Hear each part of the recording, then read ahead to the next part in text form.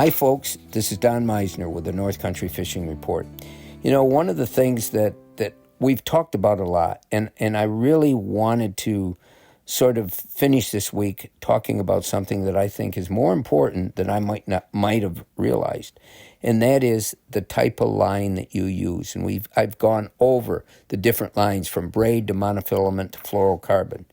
But I got to tell you that I'm leaning after several years now of becoming a braid fanatic because it does all the things that braid does. But there's also an awful lot of things that braid does that aren't good. And one of them is tangling. Once it starts to tangle, and if you use light braid, really light pound test that I like to use, it becomes feather light, and so any breeze will start whipping it. It tangles around my guides continually when I'm using light tackle. And I'm thinking fluorocarbon may be a tremendous choice instead of this, because some of the advantages of fluorocarbon over braid is, number one, and it's a huge thing, is it sinks. So if you're using lures that you want to go down, you certainly, and they're light lures that are affected by everything from wind to current to everything else.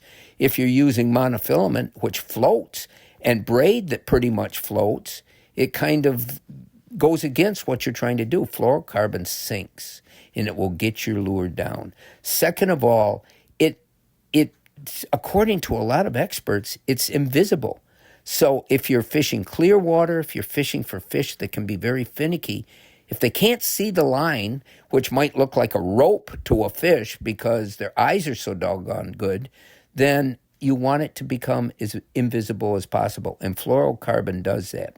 Fluorocarbon is incredibly sensitive. It may be just as sensitive as braid is. So you don't lose the ability to feel the fish nibbling or detect different things, detect the motion of the lure, which you can feel back in the rod if the line is sensitive.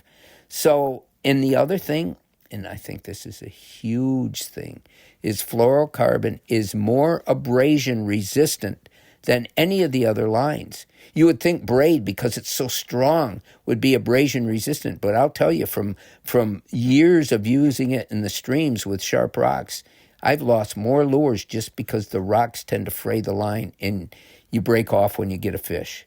With fluorocarbon, you don't have that problem.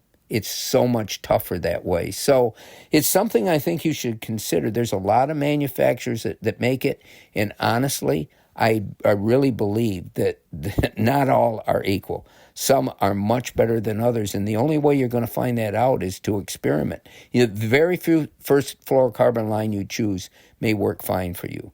But one of the disadvantages of fluorocarbon line, and I want to warn you about this in advance, is because they're all the things that they are, the dense, the stiffness of them, they become less manipulative on your reel. They can make it really hard for you not to get tangles because of just the stiffness of the line.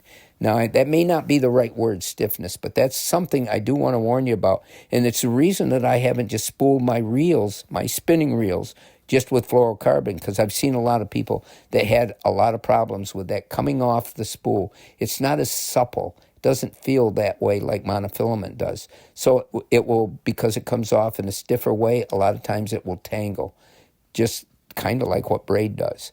So the pluses and minuses are always there, but I got to tell you, fluorocarbon has a lot of advantages to someone like me that fishes in the way that I fish, and especially with the bucktail jigs.